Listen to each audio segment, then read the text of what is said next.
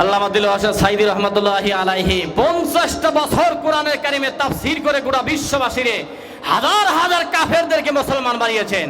চিৎকার করে বলতে হবে মারহাবা। সে মানুষটা আপনাদের হাত থেকে রেহাই পায় না, এমনকি তার নামে দোয়া করা পর্যন্ত নিষিদ্ধ ছিল।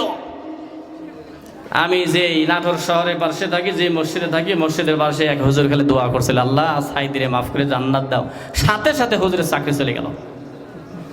পরবর্তী জুমায় আমি বললাম যে এই চরিত্র কোন আল্লাহ শিখাইছে, কোন নবী শিখাইছে, কোন নেতা শিখাইছে, কোন আপনার রাজনৈতিক নেতা কর্মীরা শিখাইছে, কোন চরিত্র, এই চরিত্র কোত্থেকে আপনার পান?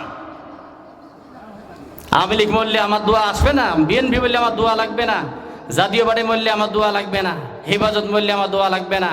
তাহলে একটা মানুষ যদি জাহান্নামে চলে যায়, বিশ্বনবীর চেহারা কালো হয়ে যাবে, সেদিন সাঈদীর নাম বলা হবে না, হাসিনার নাম বলা হবে না, খালেদার নাম বলা হবে না। আমার রসুল বলবে তার হৃদয়ের মধ্যে কালিমা ছিল কিনা। একটা মানুষের কালিমা থাকলে বিশ্বনবী পাগল হয়ে যাবে। চিৎকার করবে আল্লাহু আকবার। সেই নবীর উম্মত হয়ে তুমি সাঈদীর বিরুদ্ধে কথা বলো, আল্লাহ মামুনুল হকের বিরুদ্ধে কথা বলো, লজ্জা করো না? কোরআনের আইন চাও না, কিসের আইন চাও? তাহলে তোমার সামনে কবর আছে না? সে আল্লাহর বান্দা ডাক দিয়ে কয়, এ আল্লাহর বান্দারা, এই সকালবেলা তোমরা আমার দরবারে আসলা কি কারণে আমি জানতে চাই। এবার ডাক দিয়ে বলে, দেখেন চারজন পুরুষ আছে, একজন মহিলা আছে। এই মহিলা 4টা পুরুষকে বিয়ে করেছে। হুজুরও আপনার দরবারে আমরা আসছি, একটা বিচার করে দিবেন। তবে বাদশাহ আলমগীর, আপনি বিচার করবেন তো করবেন, আল্লাহর কোরআনে কারিম দ্বারা বিচার করা লাগবে। মন করা যদি আপনি নিজের থেকে বিচার করেন আমরা মানব না, আল্লাহর কোরআন দ্বারা বিচার করলে আমরা ওইটা মেনে নিতে রাজি হয়ে গেলাম। আল্লাহু আকবার, জোরে কন। বাদশাহ আলমগীর রহমতুল্লাহি আলাইহি তিনি আশ্চর্য হয়ে গেলেন। একটা বউ 4টা স্বামী বলে, হ তাই ঠিক আছে, সব ডাক দাও। উনি শুনেই আশ্চর্য হয়ে গেলেন যে ব্যাপার কি, এই বিচার আমি কোরআন দিয়ে কি করে বিচার করব? তো মহিলা ডাকলেন, এই মহিলা এদিকে আসো, তুমি কি আসলে বিয়ে করছো? বলে হ্যাঁ। তো এই কাজ করলে কেন? ওই মহিলা আল্লাহর বান্দি ডাক দিয়ে কয়, আমি ভাবছিলাম যে দুনিয়ার কোনো মানুষ জানবে না।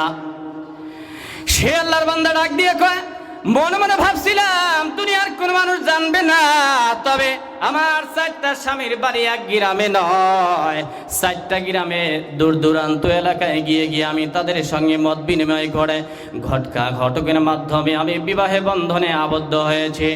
ও বাদশাহ আলমগীর, আমি মনে করেছিলাম দুনিয়ার কেউ জানবে না, কিন্তু আল্লাহ রাব্বুল আলামিন ডাক দিয়ে বলে, দুনিয়ার কোনো গোপন, এটা গোপন থাকে না, এটা আমার আল্লাহ ওপেন করিয়ে দেয়। আমার আল্লাহ তাআলা ডাক দিয়ে বলেন, ইন্নাল্লাহা সামিউম বাসীর।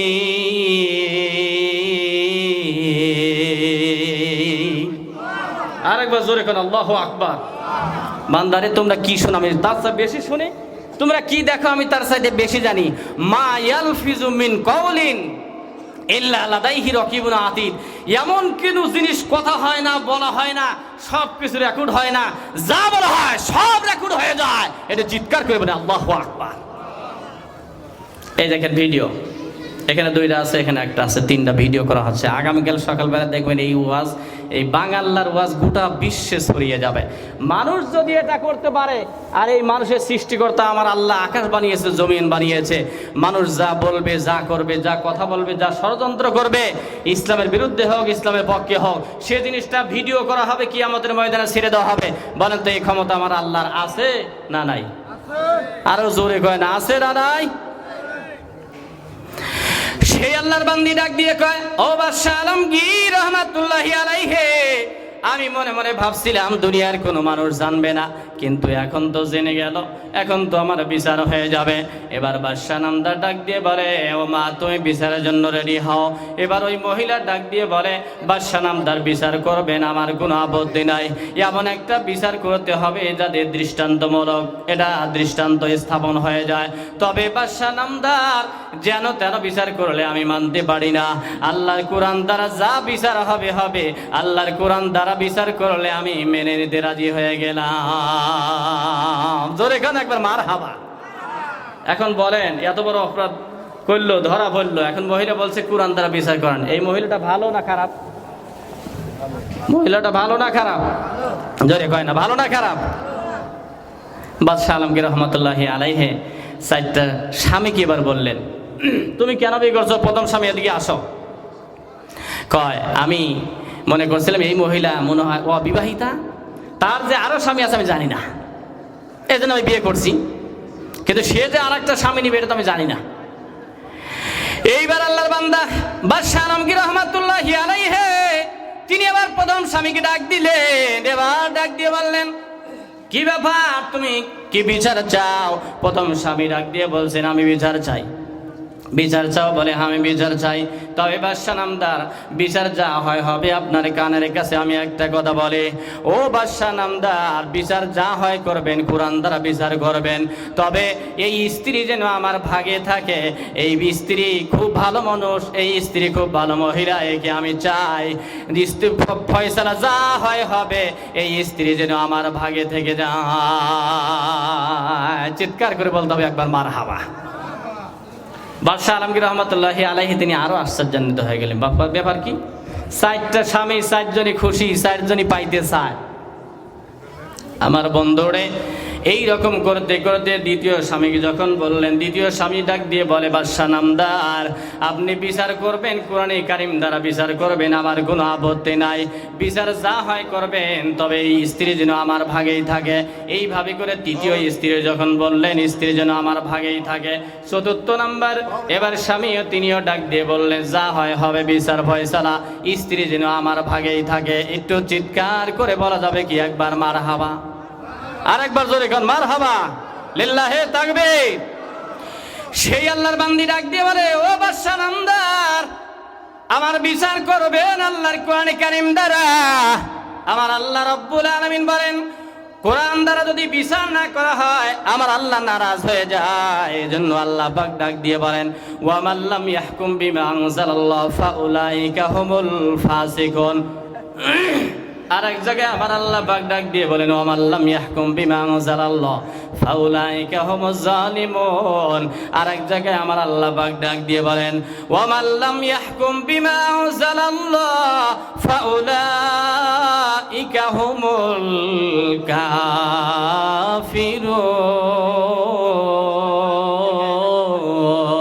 কাফিরুন। একবার জোরে কোন আল্লাহু আকবার। আর একবার জোরে বললে খুশি হবে, আল্লাহু আকবার।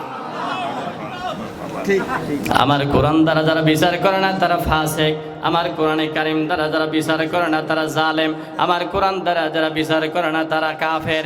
এই ঘোষণা, এই ফতোয়া কি মোল্লার নাকি আল্লাহর? কথা বলেন না কেন? এই ফতোয়া মোল্লার নাকি আল্লাহর? আমার বন্ধুরে কোরআনে কারীম দ্বারা যদি বিচার করেন তাহলে চোর মুক্ত হয়ে যাবে, এরপরে সাদাবাজ বন্ধ হয়ে যাবে, ধর্ষণ বন্ধ হয়ে যাবে, আমার বন্ধু গুম আর খুন এগুলো বন্ধ হয়ে যাবে। তার জ্বলন্ত প্রমাণ মদিনার রাষ্ট্র বিশ্বনবী সাল্লাল্লাহু আলাইহি ওয়াসাল্লাম কোরআনে কারীম দ্বারা 10 বছর চালাইলেন। সমস্ত ধর্ষকরা নারীদের চরিত্রে সতীত্বের হিফাজতকারী হয়ে গেল, সমস্ত চোর আর বাটপার আর সাদাবাজিরে সব ভালো হয়ে গেল, গুম আর খুনগুলো সব ভালো হয়ে গেল। অপরূপ একজন সুন্দরী মহিলা রাতের বেলায় রওনা করলো। আমার বন্ধু তার চরিত্র, তার রূপ যৌবন নিয়ে গেল, কিন্তু তার কোনো টেনশন হইল না। সেই পরিবেশটা শুধুমাত্র একটা কারণে হয়েছিল, যদি আমার আল্লাহ নবী সাল্লাল্লাহু আলাইহি ওয়াসাল্লাম যখন নাকি এই কোরআনে কারীম দ্বারা মক্কা আর মদিনা পরিচালনা করলেন তখন সমাজটা ভালো হয়ে গেল। আমার বন্ধু বাদশাহ আলমগীর রহমাতুল্লাহি আলাইহি এবার ডাক দিয়ে বলা হলো, বাদশাহ নাম দ্বারা আপনি বিচার করবেন, যা করা করবেন, আল্লাহর কোরআন দ্বারা যদি বিচার না করেন মানব না। আমরা আল্লাহর কোরআনের বিচার চাই। চিৎকার করে বলেন একবার মারহাবা, আল্লাহু আকবার, জোরে কোন বলেন। এই মহিলা যে বলতেছে আমাকে কোরআন দ্বারা বিচার করে দেন, মহিলার ভালো না খারাপ? আরো আসতে কোন, ভালো না খারাপ? কেমন ভালো? কোরআন চায়, আল্লাহু আকবার, কোরআন চায়। বাদশাহ আলমগীর রহমাতুল্লাহ আশ্চর্য হয়ে গেল, 4টা স্বামী, একটা স্ত্রী, আবার 4 জনই বলতেছে বাদশাহ আলমগীর বিচার যা হয় করবেন, স্ত্রীর জন্য আমার ভাগেই থাকে। এবার জোরে সোরে কোন একবার মারহাবা। তার মানে মহিলা খারাপ না ভালো? অবশ্যই ভালো। 4টা স্বামী খুশি। আল্লাহর নবী সাল্লাল্লাহু আলাইহি ওয়াসাল্লাম ডাক দিয়ে বলে, কোন স্বামী যদি তার স্ত্রীর উপরে খুশি হয়ে যায় আমার আল্লাহ ওই স্ত্রীকে জান্নাত দান করবেন। আবার যদি স্ত্রী যদি কোন স্বামীর উপরে রাজি হয়ে যায় আমার আল্লাহ পাক ওই স্বামীরেও জান্নাত দান করবেন। আমাদেরকে ওই রকম স্বামী আর স্ত্রী বানা হওয়ার তৌফিক দান করুন। একটু চিৎকার করে বলেন না একবার আল্লাহুম্মা আমিন। বাদশাহ আলমগীর রহমাতুল্লাহি আলাইহি তিনি আবার আশ্চর্যের মধ্যে পড়ে গেলেন, এই বিচারটা আমি কেমনি করে করব, আমার তো মাথার মধ্যে খোলে না। কারণ কোরআনে কারিম নাজিল করা হয়েছে ১৫০০ বছর আগে। বাদশাহ আলমগীর রহমাতুল্লাহি আলাইহির জামানায় তো এই কোরআনে কারিম নাজিল হয় নাই। আর ওই কথাটা স্পষ্ট নাম আকারে ঘটনা আকারে বাদশাহ আলমগীর রহমাতুল্লাহি আলাইহির নাম পারপাসে কোরআন তো নাজিল করা হয় নাই গো। কিন্তু ঘটনার নায়ক ৪ জন স্বামী বলছে আমরা কোরআনের বিচার চাই। ওই মহিলাও ডাক দিয়ে বলে আমরা কোরআনে কারিমের বিচার চাই। এবার আপনারা বলুন তো দেখি, বাদশাহ আলমগীর রহমাতুল্লাহ কোরআনে কারিমে যেহেতু বিচার ফয়সালা সিদ্ধান্ত পায় না, আপনারা বলুন তো দুনিয়ার সব সমস্যার সমাধান এই কোরআনে কারিমে আছে না নাই? কথাই কয় না, আছে না নাই? লিল্লাহি তাকবীর। সে আল্লাহ রাব্বুল আলামিনকে ডাক দিয়ে কোন আছে কিনা আমার আল্লাহ পাক বলবেন তিবিয়ানাল লিকুল্লি শাই হাদা বায়ানুল লিন্নাস। আমার আল্লাহ পাক বলেন এই কোরআনের মধ্যে সব জিনিসের বর্ণনা আমি আল্লাহ পাক তোমাদের জন্য উঠায় ধরেছি। আমার বন্ধু তোমরা কেমনি করে চলবা, বিবাহের অনুষ্ঠান কেমনি পরিচালনা করবা, ব্যবসা বাণিজ্য কেমনি করে পরিচালনা করবা, শেয়ার বাজার কেমনি করে পরিচালনা করবা, এরপরে সমাজনীতি তোমরা রাষ্ট্র কেমনি করে চালানো লাগে, এই মসজিদের ইমামতি কেমনি করে করা লাগে, ফতুয়া এটা কেমনি করে পরিচালনা করা লাগে, দুনিয়ার সব জ্ঞান আমার আল্লাহর কোরআনে কারিমের মধ্যে নাজিল করে দিয়ে সমস্যার সমাধান হিসাবে নাজিল করেছেন। চিৎকার করে বলেন একবার মারহাবা। আল্লাহ বাদশাহ আলমগীর রহমতুল্লাহ আলাইহি চিন্তা করলেন কোরআনের কারিম তো সবই আছে, কিন্তু আমি তো পাচ্ছি না। এই ফৌজ বাহিনী এদিকে আসো, সেনাবাহিনী এদিকে আসো, 4টা স্বামীকে 4টা জেলখানা বন্দি করো, আর মহিলাকে আরেকটা জেলখানা বন্দি করো। বাড়িতে গেলেন, ঘুম আসে, ঘুম ধরে না, খাইতে যায়, খাওয়া আসে না। কি ব্যাপার, এখন কি করি আমি?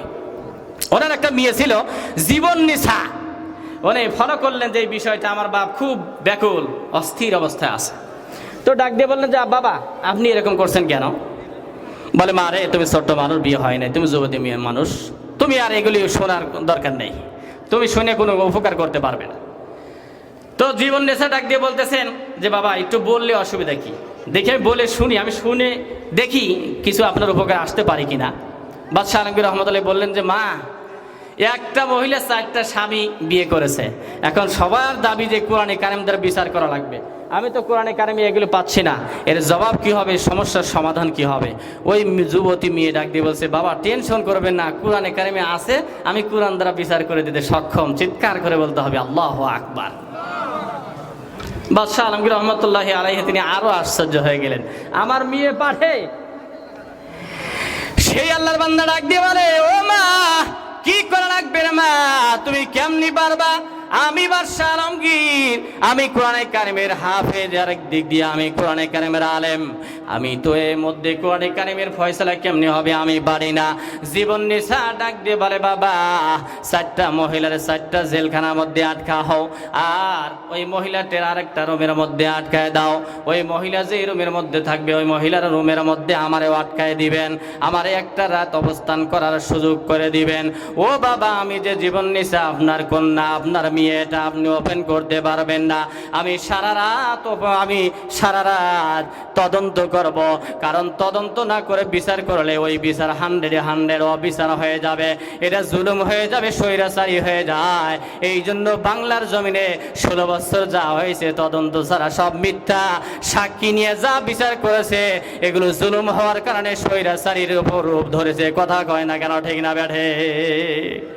কথা বলে না কেন, ঠিক না বেঠে? নাটক সাজায় নিয়ে আসলেন মামুনুল হক এই দোষে দোষী, রফিকুল ইসলাম মাদানী এই দোষে দোষী, আল্লামা সাঈদী গোটা বিশ্বের 1 নম্বর কোরআনের মুফাসসির। এটা চিৎকার করে বলেন মারহাবা। আমরা এই যে এই সেই হ্যানতান সাতসরা হাবি জাবি বলে মানুষকে বোঝাইতে চাই, মানুষকে রাখতেই পারে না। আর কোরআনের পাখি আল্লামা সাঈদী যখন কোরআন বলে টান দিতেন লক্ষ লক্ষ মানুষ পাগল হয়ে যেত। এটা চিৎকার করে বলেন আল্লাহু আকবার। সেই মানুষটাকে আপনারা ছাড়েন নাই। কাফেরেরা নবীদেরকে ছাড়তো না, এখন দেখছি মানুষেরা মুসলমানরা আলেমদেরকে ছাড়ে না। আল্লাহু আকবার, আমার অবাক লাগে, আমার ভয় লাগে। এবার তদন্ত শুরু হয়ে গেল। চট্টগ্রামে বিশাল বড় একটা তাফসীর মাহফিল আল্লামা সাইদি রহমতুল্লাহ আলাইহি ওরা করার জন্য প্রোগ্রাম সব ঠিকঠাক, সব কিছু আয়োজন ঠিক আছে।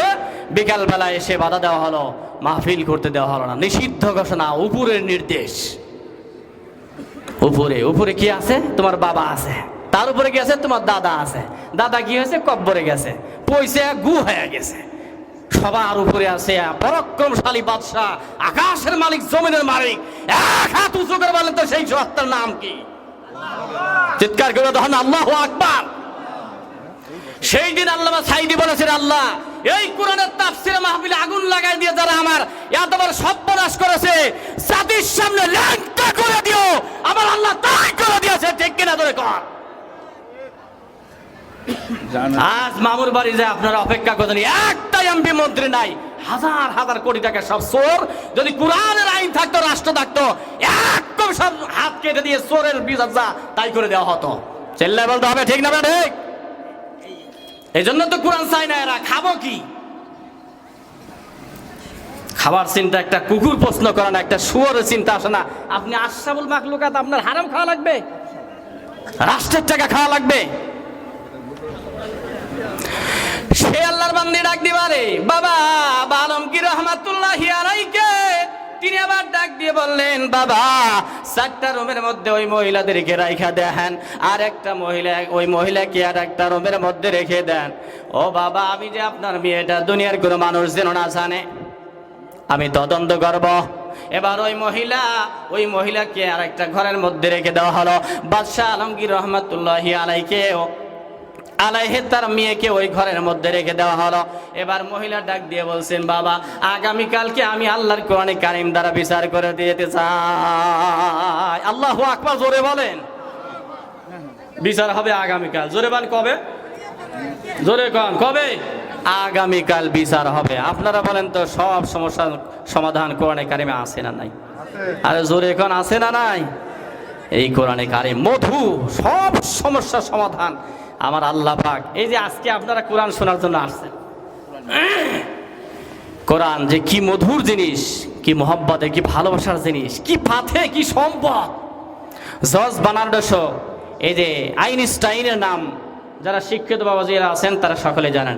উনি বলেছেন, জ্ঞানের সাগরের পার্শ্বে দাঁড়িয়ে কেন বালিকণা নাড়াচাড়া করিলাম, অসীম জ্ঞানের বিশালতা দেখে মুগ্ধ হলাম, কিছুই বুঝতে পারলাম না। এটা চিৎকার করে বলতে হবে মারহাবা। আর জোরে কয় না মারহাবা।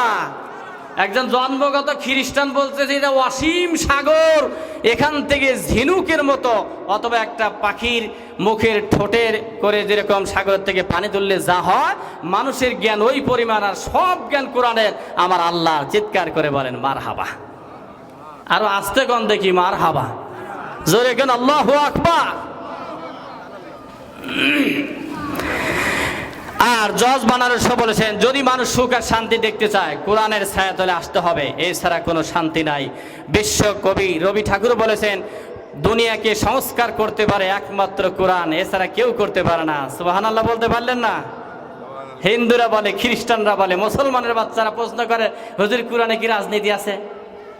তো মোহাম্মদ রাসূলুল্লাহ সাল্লাল্লাহু আলাইহি ওয়াসাল্লাম মক্কার জীবন কি করে চালাইলেন, মদিনার জীবন কি করে চালালেন? কোরআনটা আসলো খালি তাবিজার কবেজার এই মিলাদ মাহফিলারে মসজিদ আর মাদ্রাসা করার জন্য। পাগল মুসলমান, এখনো তোমার বিবেক খোলে নাই।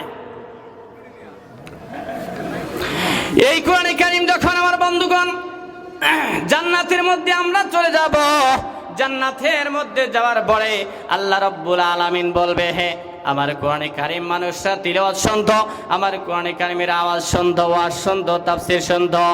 ডক্টর মিজানুর রহমান আজহারের মুখে শুনতো, আল্লামা মামুনুল হকের মুখে শোনে, মুফতি আবির হামজার মুখে শোনে, বজলুর রশিদের মুখে শোনে, আল্লামা দিলওয়ার হোসেন সাইদি রহমাতুল্লাহি আলাইহির মুখে শোনে। আমার দুনিয়ার বান্দা বান্দীদের মন ভরে নাই, এই বান্দারা জান্নাতের মধ্যে আমার বান্দা বান্দিরা আসছে, আমি আল্লাহ পাক একটা মাহফিল তৈরি করব শুক্রবারের দিন, ফেরেশতারা তোমরা বেল বিদায় দাও।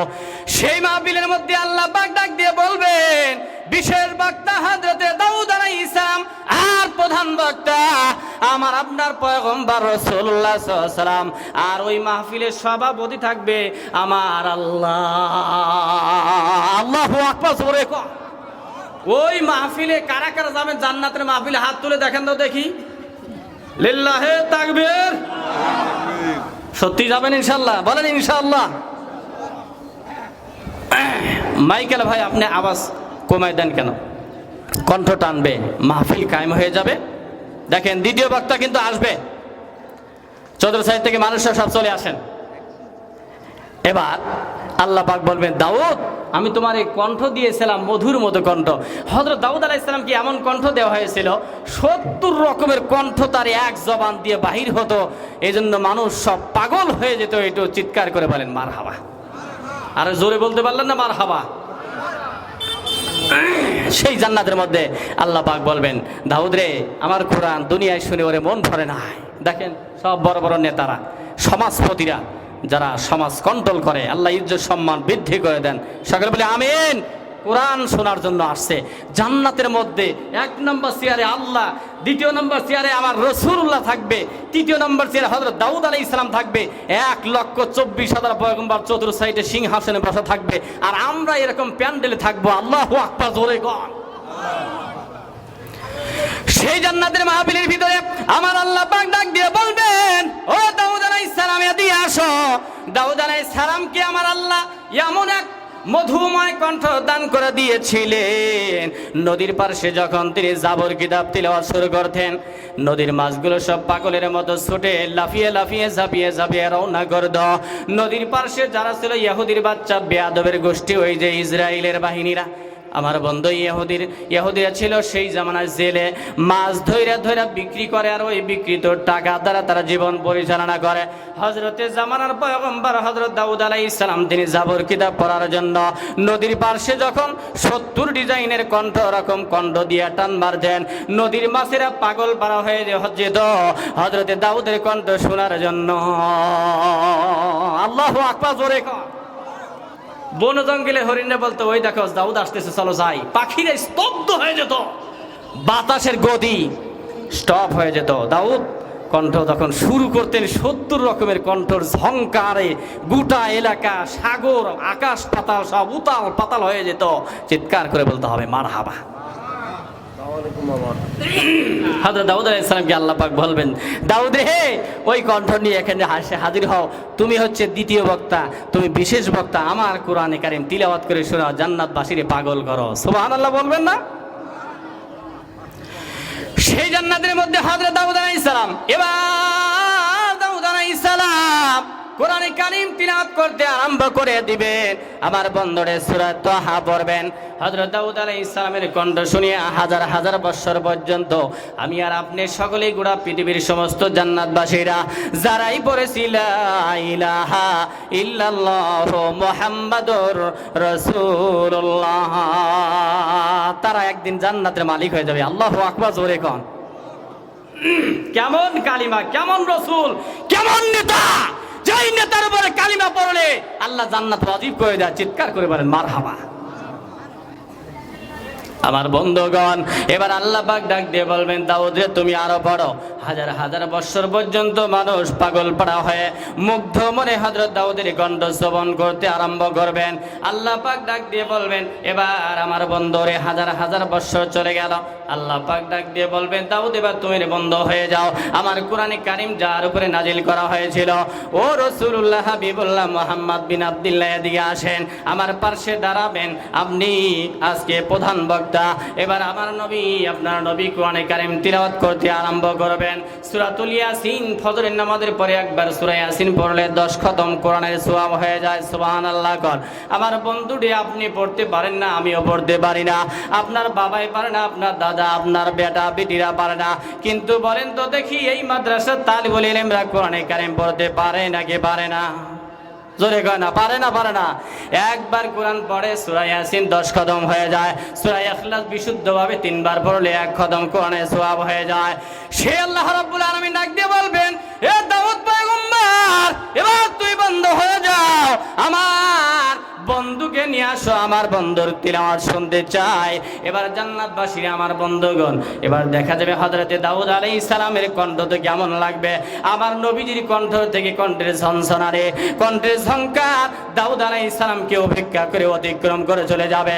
মানুষ লক্ষ লক্ষ বছর পাগল হয়ে থাকবে আর বলবে, আল্লাহ গো, তোমার হাবিবের চেহারায় কণ্ঠে আমরা কোরআন আরো শুনতে চাই। আল্লাহু আকবার, জোরে কও। ওই জান্নাতে যাবো কারা কারা, হাত তুলে দেখেন তো, দেখি লিল্লাহি তাকবীর। আল্লাহ কবুল করে, সকল বলে আমিন। এইবার আল্লাহ পাক ডাক দিয়ে বলবেন, ও জান্নাতবাসীরা শোনো, দাউদের কণ্ঠ শোনাইলাম, আমার বন্ধুর কণ্ঠ তো শোনাইলাম, কিন্তু আমি তো কণ্ঠ দিয়েছি যেই মহান সত্তা, আমি আল্লাহ পাক কণ্ঠ দান করলাম। জান্নাতবাসীরা তোমরা তো আমি আল্লাহ পাকের কণ্ঠ শুনলে না, তোমরা কি আমার কণ্ঠ শুনতে চাও না রে বান্দারা? এবার দাউদ আলাইহিস সালাম বন্ধ হয়ে যাবে, আমার নবী সাল্লাল্লাহু আলাইহি ওয়াসাল্লাম বন্ধ হয়ে যাবেন। এবার আল্লাহ রাব্বুল আলামিন ডাক দিয়ে বলবেন যে আমি আমার কোরআনে কারীম নাজিল করেছিলাম, আমি আল্লাহ পাক সূরা রহমান নামের সূরা আমি আল্লাহ পাক তিলাওয়াত করে শোনায় দিতে চাই। এই সূরা রহমানকে কোরআনে কারীমের জাতীয় সঙ্গীত বলা হয়েছে। আল্লাহর হাবিব ডাক দিয়ে বলেন, ইন্না লিকুল্লি শাইইন আরসুন ওয়া আরসুল কুরআনি সূরাতু আর রহমান। সেই নবী আলাইহিস সালাম ডাক দিয়ে কয়, দুনিয়ার সব জিনিসের জন্য একটা নববধূ আছে রে গোলাম, কিন্তু আল্লাহর কোরআনে কারীমের নববধূর নাম সূরা রহমান। নববধূ কেন বলা হয়েছে? নববধূ যেমন দেখবেন বিবাহের রাত্রি বেলায় বাসর ঘরে যাওয়ার আগে তার বন্ধু আর বান্ধবরা এসে তার হাতের মধ্যে চুড়ি পরায়, তার নাকের মধ্যে ফুল পরায়, তার গলার মধ্যে চুড়ি লাগায় দেয়, মালা পরায় দেয়, এরপরে বেনারসি শাড়ি দিয়ে সুন্দর করে সাজায়, নিজেরে অর্পণ করে দেয়, উজাড় করে স্বামীর কাছে অর্পণ করে দেয়, এরে বলা হয় নববধূ। আল্লাহ পাক ডাক দিয়ে বলে, জান্নাতের মধ্যে কি না জানা নিয়ামত দান করব, দুনিয়ার মধ্যে কি না জানা নাম নিয়ামত দান করেছি। এ দুনিয়ার বান্দা বান্দিরা, আমার সূরা রহমান যদি পড়ো তাহলে এই নাজন নিয়ামত তোমরা জানতে পারবা। এই সূরা আমি আল্লাহ জান্নাতের মধ্যে তিলাওয়াত করব। আল্লাহু আকবার। এইবার জান্নাতের ভিতরে আমার আল্লাহ পাক এবার তার কুদরতি কণ্ঠ, মধুময় কণ্ঠ দিয়া যখন সূরা রহমান টান দিবে, মানুষগুলো সব পাগল পারা হয়ে যাবে। দাউদের কণ্ঠ তো কেমন লাগবে তার চাইতে আমার রাসূলের কণ্ঠ ভালো, আমার রাসূলের কণ্ঠ তো কেমন লাগবে তার চাইতে লক্ষ কোটি গুণ কণ্ঠ সুন্দর হয়ে যাবে আমার রাসূল, আমার আল্লাহ পাকের কণ্ঠ। ও আল্লাহ, যেদিন তুমি জান্নাতের মধ্যে একটা মাহফিল কায়েম করবা, ওই দিন যেন তোমার কণ্ঠে আমরা কোরআনে কারীম শুনতে পারি। জান্নাতের মধ্যে কোরআন, দুনিয়ায় কোরআন, বলেন দুনিয়ায় কোরআন আছে না নাই? কথা কয় না, দুনিয়ায় কোরআন আছে না নাই? এই কোরআনে কারীম এই মাদ্রাসা তালিবুল ইলমরা মধুর কণ্ঠ দিয়ে রাত্রি শেষ বেলা যখন 4টার সময় হয়ে যায়, আমি আপনি ঘুমাই, দাদা ঘুমায়, বাবা ঘুমায়, সকলেই ঘুমিয়ে পড়ে, কিন্তু এই তালিবুল ইলমরা ছোট্ট ছোট্ট সন্তানেরা 30 পারা কোরআন। কয়েকদিন আগে ফেসবুকের মধ্যে দেখলাম মাত্র 10 থেকে 12 বছর বয়স্ক একজন মেয়ে তার সিনার মধ্যে 30 পারা কোরআন আল্লাহ পাক মুখস্থ করিয়ে দিয়েছেন। সুবহানাল্লাহ, জোরে খান। তার কিছুদিন পরে, এই মাত্র কিছুদিন আগে একটা ফেসবুকে দেখলাম, কোথায় যেন বাড়ি, 11 বছর বয়স, 91 দিনে কোরআনে কারীম মুখস্থ করে কোরআনের হাফেজ হয়েছেন। চিৎকার করে বলতে হবে মারহাবা। মাত্র 91 দিনে কোরআনে কারীম। এটা একটা আটলান্টিক মহাসাগর, পৃথিবীর এমন কোনো বই নাই যে মানুষ মুখস্থ করতে পারে, আসমানের এমন কোনো কিতাব নাই যে মানুষ মুখস্থ করতে পারে।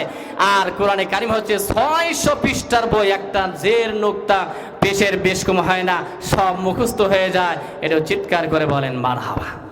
আরেকবার জোরে বলেন তো মারহাবা। কেন এটা মুখস্থ হয়? আল্লাহ পাক ডাক দিয়ে বলে, আমি 2-1 মিনিটের মধ্যে শেষ করছি রে বাবা।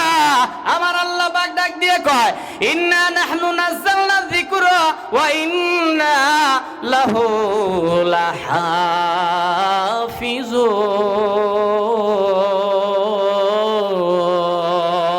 লাহাফিজুন।